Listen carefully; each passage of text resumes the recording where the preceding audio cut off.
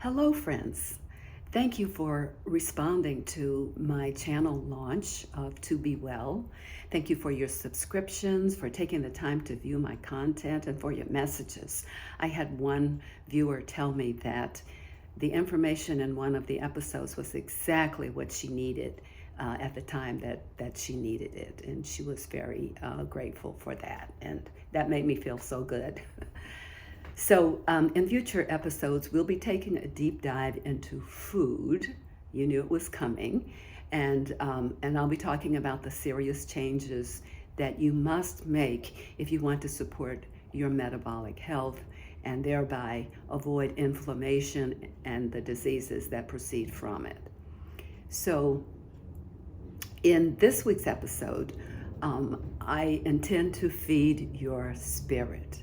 But before we get to that, if you haven't had a chance to view my first two episodes on meditation, and you don't currently practice meditation, I encourage you to view those. And because as I launch To Be Well, offering inspiration for your wellness journey, it's by no means an accident that the initial content focused on the practice of meditation. Wellness speaks to body, mind, and spirit, as I've said before. And I believe that mental and spiritual change precede lasting behavioral change. And lasting behavioral change, of course, is exactly what To Be Well is all about. I recommend a solid 2 weeks of meditation as you begin your wellness journey. If you've been practicing for 2 weeks now, then hopefully you're at the point where you're finding yourself, making some progress. In other words, your thoughts are beginning to wander less.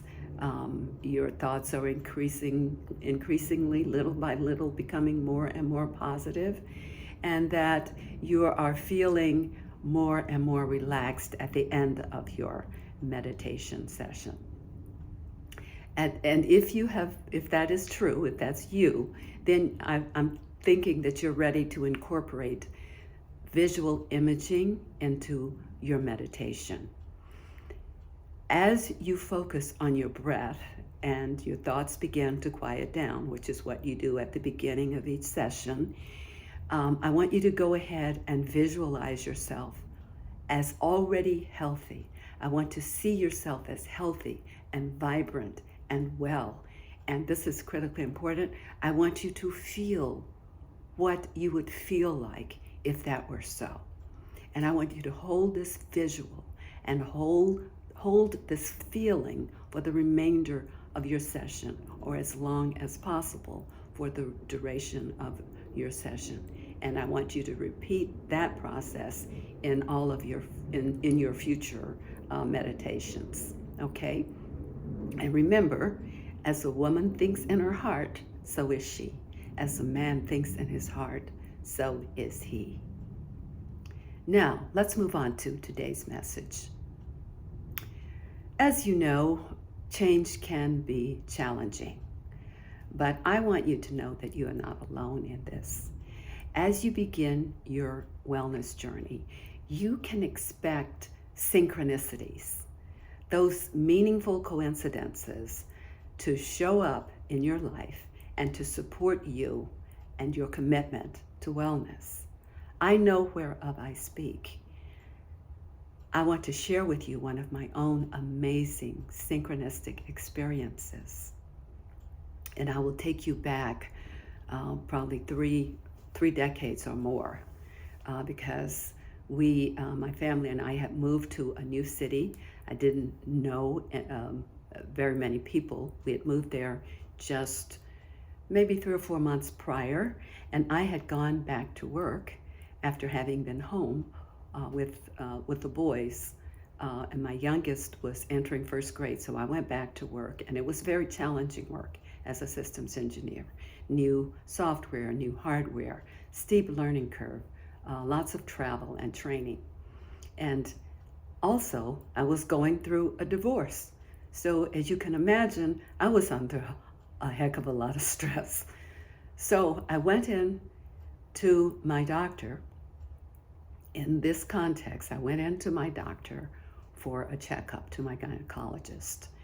And he examined me and said that I had fibroid tumors, and told me to make a second appointment for a sonogram, which I did. I came back for the sonogram, and I was lying there, and the doctor was doing the sonogram, and I don't know what the machines look like today, but back then it was this little black and white screen, and it was supposed to be of my uterus, but it didn't look. There was nothing familiar on that screen to me.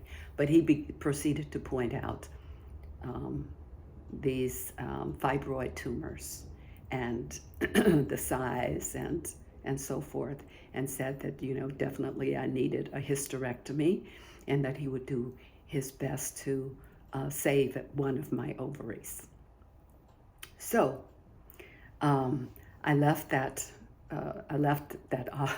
doctor's office stunned, and it was, as I recall, after 1 o'clock, and I hadn't had lunch. So I went to a stir-fry restaurant that I'd been there before, and I went through the line. You get your tray and you go through the line and you order what you want, and the chef stir-fries it right there in front of you. Whole process takes only a few minutes. You pay for your meal, take your tray to your table, and I'd taken my tray to my table and unloaded my food. Well, because it was late, well past the lunch hour, there was nobody else in the restaurant. I'm going to say maybe another customer, but otherwise the restaurant was, for all intents and purposes, it was empty. I sat there with my food in front of me, thinking about all of what I needed to do to make, in light of the fact that I would be having a major surgery in the next couple of weeks. I think he told me he could schedule it in 2 weeks. So I was so distracted and so engrossed in my thoughts that I looked up, and this man was standing there with his tray, and he asked if he could join me. And I do recall, although it was so many years ago, I recall looking around the restaurant thinking, well, look at all these empty tables. Why didn't he go sit somewhere else? But not wanting to be rude, I said, have a seat. So he unloads his food, sits down, and the first thing he says is, "You look worried. What's going on?"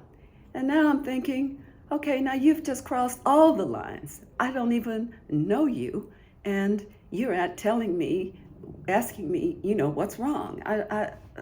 It was too crazy.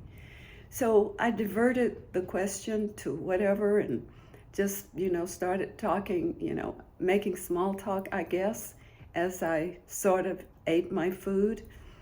And I don't really remember much of the conversation until I said, still making small talk, "So what do you do for a living?"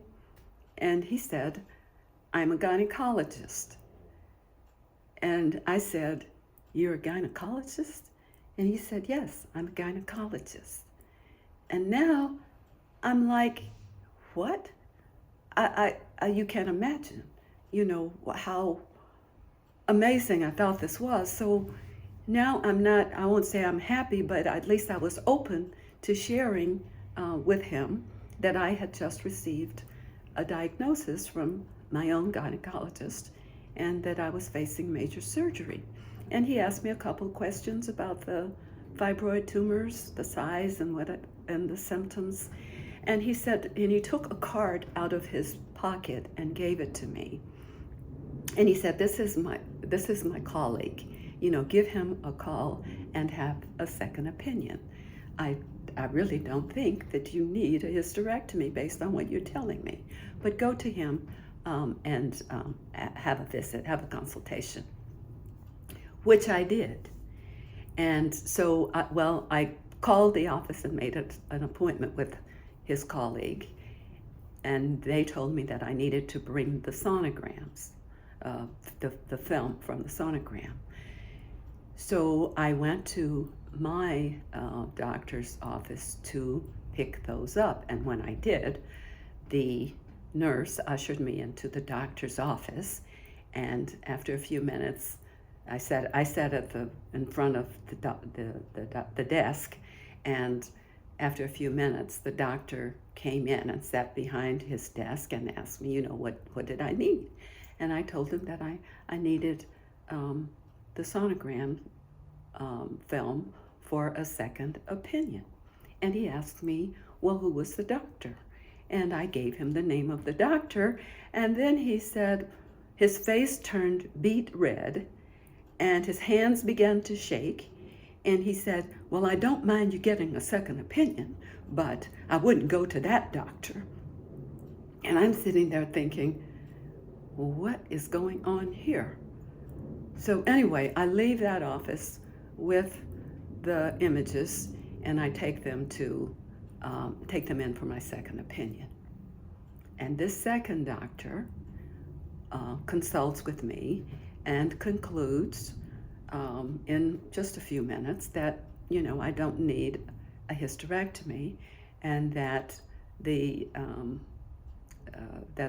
fibroid tumors they're asymptomatic, and so there's no need for hysterectomy. And then he says, your doctor has a reputation. He is known for performing unnecessary surgeries.